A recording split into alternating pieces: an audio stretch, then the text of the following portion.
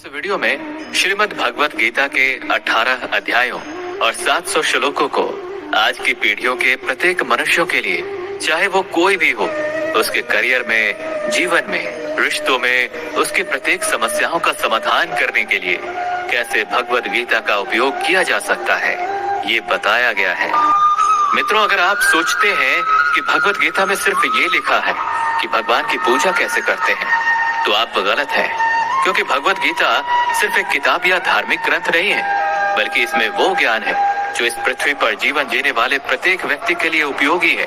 ये गीता हमें सिखाती है कि इस दुनिया में सपने कैसे पूरे किए जा सकते हैं, हमारी पर्सनैलिटी कैसे बनती है, कैसे पॉजिटिव एनर्जी बनाई जा सकती है, खुशी क्या होती है, बड़ी बड़ी प्रॉब्लम्स का सलूशन कैसे ढूंढा जा सकता है। जीवन के सफर में हम सभी अपने सपनों को पूरा करने की इच्छा रखते हैं। ये गीता हमें जीवन जीने का सही तरीका बताती है, हमें ये जानने में मदद करती है कि मरने के बाद हमारे साथ क्या होता है, और ये भी बताती है कि ब्रह्मांड कैसे बना है और भगवान के अस्तित्व की गारंटी कैसे है। क्या हम पुनर्जन्म लेते हैं? क्या यह जीवन रियल है या एक भ्रम? लेकिन क्या हमने ये सोचा है कि हमारे सपनों को पूरा करने के लिए हमें बिना थके, बिना किसी मार्गदर्शन के, बिना सही दिशा के सफलता मिल सकती है? क्या हमारा मोटिवेशन इतना मजबूत होना चाहिए कि हम कभी हार ना माने?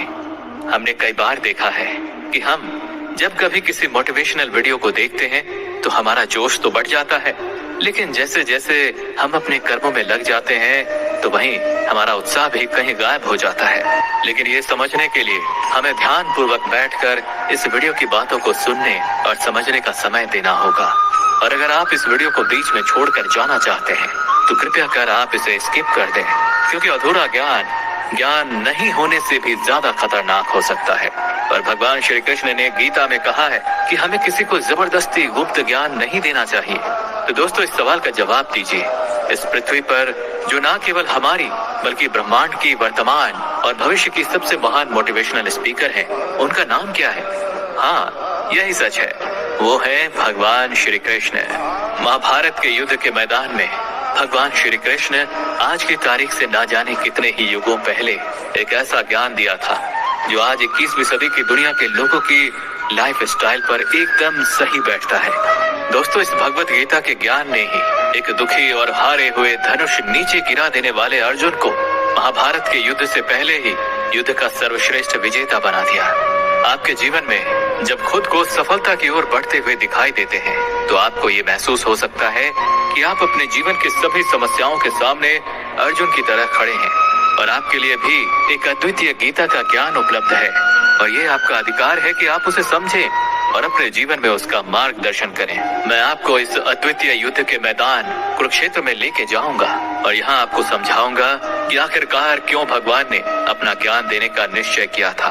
तो अब चलिए, हम कुरुक्षेत्र के युद्ध मैदान में हैं, जहाँ पर पांडव और कौरव युद्ध के लिए तैयार हैं, और यहीं से भगवत गीता का पहला अध्याय शुरू होता है। पहला अध्याय, अर्जुन विषाद योग, अर्थात अर्जुन की मानसिक दुविधा।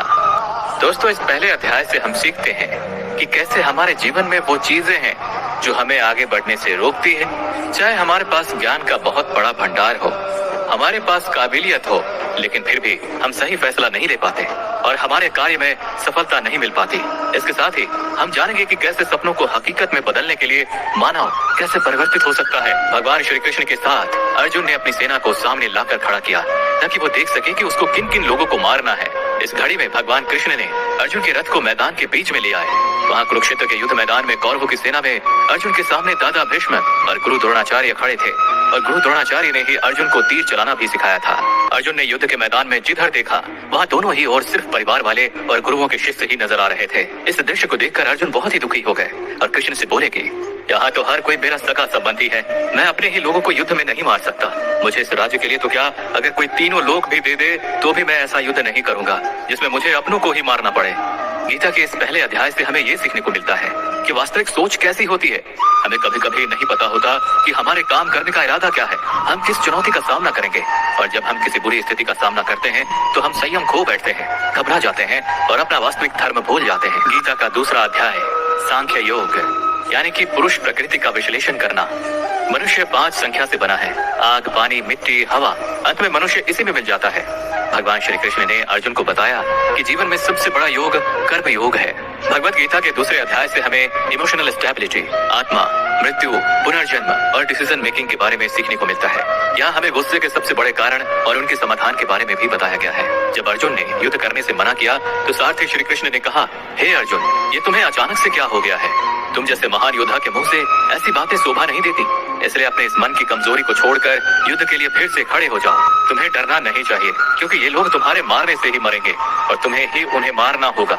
इन सब लोगों का पिछले जन्म से और आगे के जन्म के साथ कोई संबंध नहीं। जो व्यक्ति अपने मन की सभी इच्छाओं और कर्मों के परिणामों को सोचना छोड़ देता है, वही स्थिर बुद्धि कहलाता है। जिसके मन से हर प्रकार का डर, भावना और क्रोध खत्म हो जाता है, वही मनुष्य शांत रहता है। जब हम अपनी इच्छाओं को पूरा करने के बारे में सोचते रहते हैं, तो हमें वो इच्छाएं अच्छी लगने लगती हैं, तो हमें उन इच्छाओं को पूरा करने का मन करता है। और जब उन इच्छाओं को पूरा करने में कोई रुकावट आती है, तो हमें गुस्सा आ जाता है और गुस्से में हम खुद को खो देते हैं और फिर हम अपने कर्म और धर्म को भूलकर अपनी स्थिति से नीचे गिर जाते हैं। लेकिन जो व्यक्ति अपनी इच्छाओं को वश में करके उनका गुलाम नहीं होता, उसका अंतर्मन शुद्ध रहता है और उसके दुख का अंत हो जाता है। और जब उसके सभी दुख ही समाप्त हो जाते हैं, तो उसकी बुद्धि स्थिर हो जाती है। लेकिन जिसकी इच्छाएं और कामनाएं उसके मन से नहीं जाती हैं, वो मनुष्य कभी शांत नहीं हो पाता। और जब शांति ही नहीं मिल पाएगी, तो वो खुश कैसे रहेगा? उसकी हालत तो वो नाव की तरह होती है जिसको उसकी इच्छाओं की किसी भी दिशा में ले जाने की छूट मिल सकती है। स्थिर बुद्धि वाले प्राणी समुद्र की तरह स्थिर रहते हैं। मित्रों, अब हम इस अध्याय के वास्तविकता पर आते हैं। और आप में से कई लोग होंगे जिन्होंने अपने प्रियजनों को खो दिया है, और आज तक आप लोगों में से जिन्होंने भी अपने प्रियजनों की मृत्यु का दुख नहीं झेला है, उन्हें ये जान लेना चाहिए कि उनके जीवन में भी उनके अपने किसी सबसे प्रिय की मौत एक दिन अवश्य होगी। लेकिन उस वक्त उदास होने की कोई आवश्यकता नहीं है, क्योंकि खुद भगवान ने ही हमें स्मरण कराया है कि हमें अपने जीवन से पहले भी हम इस संसार में मौजूद नहीं थे और मृत्यु हो जाने के बाद भी नहीं रहने वाले हैं। और इसलिए हमें मौत का डर नहीं होना चाहिए। इसका कारण ये है कि या तो हम परमात्मा में हमेशा के लिए मिल जाएंगे या हमारा पुनर्जन्म होगा।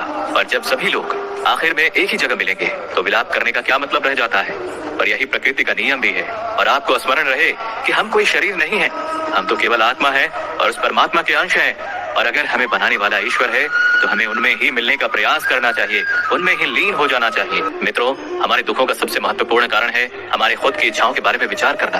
जब हम अपनी इच्छाओं के बारे में सोचते हैं, तो वक्त बीतने के बाद हम उन्हें पूरा करने की कोशिश करते हैं। और जब ये कोशिशें असफल हो जाती हैं, तो हमारे अंदर क्रोध पैदा होता है। और क्रोध एक ऐसी चीज है जिसे कोई भी मनुष्य अपने शरीर को त्यागने से पहले नहीं छोड़ता है। तीसरा अध्याय, कर्मयोग।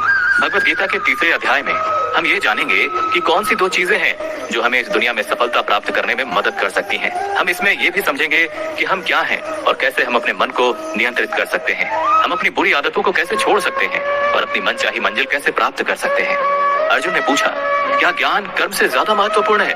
आप तो सन्यासी बनने की बात कर रहे हैं, लेकिन फिर भी युद्ध करने की सलाह दे रहे हैं। कृपया बताएं, मैं ज्ञान का मार्ग चुनूं या कर्म का मार्ग? श्री कृष्ण ने उत्तर दिया, इस संसार में मैंने खुद दो प्रकार के योग दिए हैं। एक है ज्ञान योग और दूसरा है कर्म योग। तुम मनुष्य हो और तुम अपने शरीर के कर्मों को पूरी तरह से छोड़ नहीं सकते। तुम्हें हर दिन काम करना ही पड़ेगा, जैसे कि तुम्हें खाना खाना है और सांस लेना है। और अगर तुम अपनी इच्छाओं को किसी भी प्रकार से रोकने की कोशिश करोगे, तो तुम्हारे मन में कभी भी ये संदेह नहीं होने वाला कि तुम अपनी इच्छाओं के बारे में नहीं सोचोगे। इसका अर्थ है कि तुमसे जाने अनजाने में कर्म तो हो ही जाएगा, क्योंकि तुम मनुष्य ही तो हो, तो तुम अपने धर्म से भी बंधे हो। इसलिए तुम्हारे लिए संन्यास के रास्ते की जगह कर्म का रास्ता ज्यादा सही है।